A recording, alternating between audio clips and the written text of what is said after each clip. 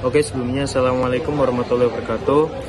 Kami dari kelompok 5 akan mempresentasikan hasil diskusi kami mengenai Debt Investment Capture 17 Part 1. Oke, di sini untuk kelompok kita terkait anggota ada saya, Ananda Kusuma Wardana Putra Ma'arif dengan NPM akhir 319, kemudian ada Muhammad Enrico Nrianda Putra dengan NPM akhir 316, kemudian ada Rifki Dwi Noviansyah dengan NPM akhir 312, Muhammad Ansori dengan NPM akhir 143, dan yang terakhir ada Jekonia Nathanael dengan NPM akhir 284.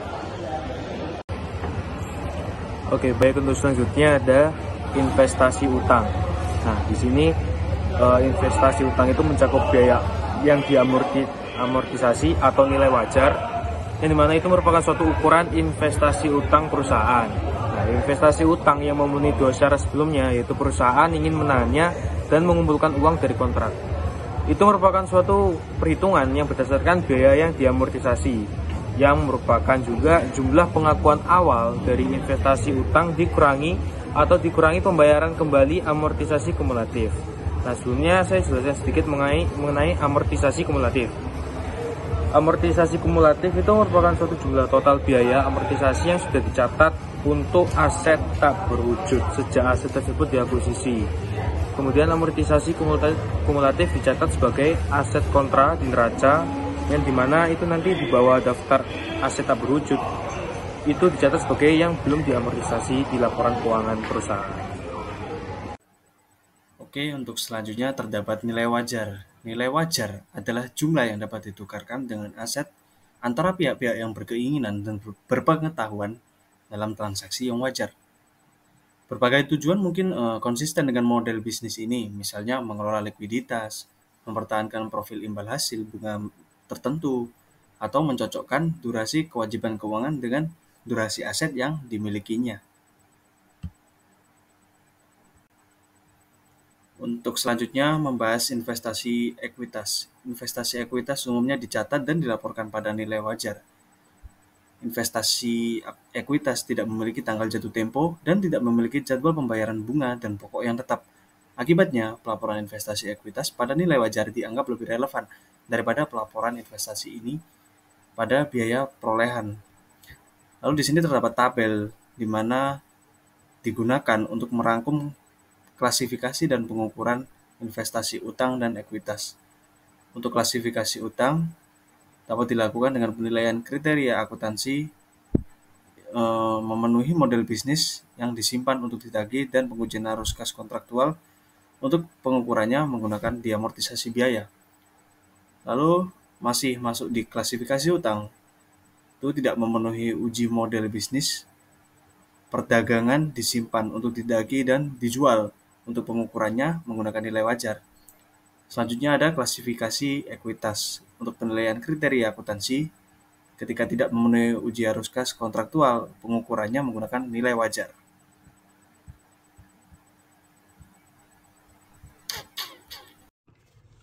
Assalamualaikum warahmatullahi wabarakatuh. Perkenalkan, nama saya Muhammad Enrico Nrianda Putra dengan NPM 2201 3010316. Di sini saya akan mempresentasikan tentang bagian saya, yaitu tentang investasi uang. Investasi utang versus investasi ekuitas memiliki insentif berbeda untuk perusahaan. Salah satu motivasinya adalah mendapatkan bunga atau dividen. Perusahaan juga bisa menjadikan investasi ini untuk membentuk manajemen atau perjanjian keuangan dengan perusahaan yang lain. Misalnya Nokia biasanya mendapatkan kontrol atas penyediaan platform dengan investasi ekuitas substansial. Yang selanjutnya adalah klasifikasi dan pengukuran. Dalam kategori ini termasuk surat utang yang dipegang dengan tujuan untuk dijual kembali untuk mendapatkan keuntungan. Persyaratan kontak aset keuangan menimbulkan arus kas pada tanggal tertentu, tidak hanya terdiri dari pembayaran pokok dan bunga, tetapi juga melibatkan potensi pendapatan dari penjualan kembali aset tersebut. Bisa dilihat pada tabel yang di bawah ini ya.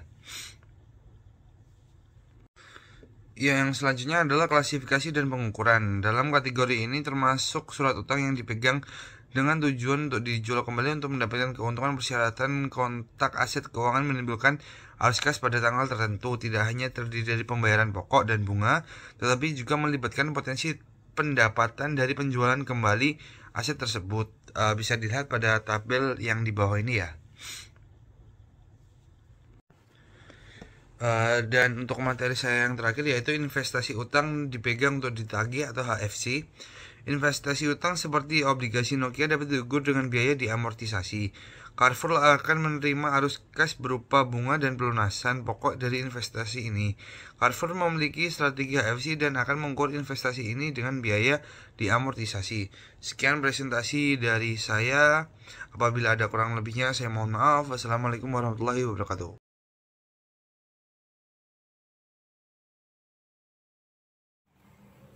Baik, selanjutnya kita masuk pada presentasi laporan keuangan. Dalam PPT telah saya cantumkan ilustrasi atau gambar dari laporan posisi keuangan, di mana investasi utang HFCS sebesar 195.000, lalu ada aset lancarnya dan bunga yang diterima, ekuitas dan akumulasi kerugian komprehensif lainnya. Lalu di laporan laba rugi sendiri ada pendapatan dan biaya lainnya, ada pendapatan bunga dan kerugian atas penjualan investasi. Nah, dari laporan keuangan tersebut, beberapa pihak lebih suka memasukkan laba atau rugi yang belum direalisasi dalam laba rugi daripada melaporkannya sebagai pendapatan komprehensif lainnya. Nah, di satu sisi beberapa perusahaan khususnya pada lembaga keuangan mencatat bahwa laporan keuangan mengakui laba rugi atas aset tetapi bukan pada liabilitas, yang mana menimbulkan volatilitas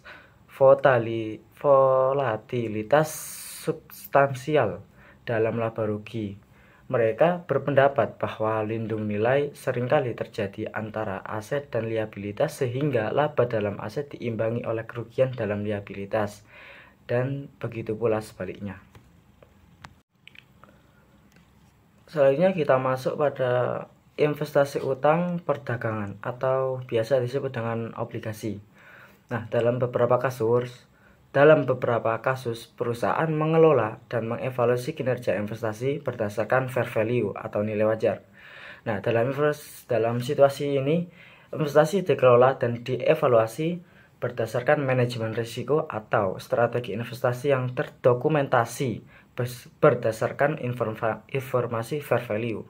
Misalnya seperti beberapa perusahaan yang seringkali memegang investasi utang atau obligasi dengan tujuan menjualnya dalam waktu singkat. Investasi ini sering disebut dengan sebagai investasi perdagangan karena perusahaan sering membeli dan menjual investasi ini untuk menghasilkan keuntungan dari berbagai perbedaan harga jangka pendek. Ya. Lalu perusahaan melaporkan perdagangan sekuritas pada nilai wajar dengan keuntungan dan kerugian kepemilikan yang belum direalisasi dilaporkan sebagai bagian dari laba bersih.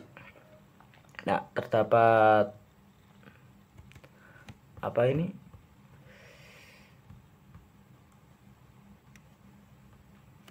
portofolio dari perdagangan sekuritas, di mana investasi Burlington Northern Bonds sebesar 6%, lalu perusahaan GM Bonds 7%, Charter Communication Bonds-nya 8%, total untuk portofolionya masing-masing. Jika diamortisasi terdapat 314.450 dan fair value-nya totalnya 318.200.000 dan unrealized gain atau loss 3.750. Previous fair value adjustment balance atau nilai wajar sebelumnya tidak ada, sehingga fair value adjustment untuk unrealized gain atau keuntungan yang belum direalisasi sebesar 3.750. Nah, ini untuk unrealized gain-nya ini didapatkan dari pada Burlington Utara, Burlington North dengan bonds 6%, fair value-nya 51.500 dikurangi dengan amortized cost 43.850, maka menghasilkan unrealized gain sebesar 7.640. Begitu pula dengan perusahaan setelahnya hingga menghasilkan fair value adjustment sebesar 3.750. Nah, total biaya portofolio perdagangan Western Publishing ini adalah 3.450.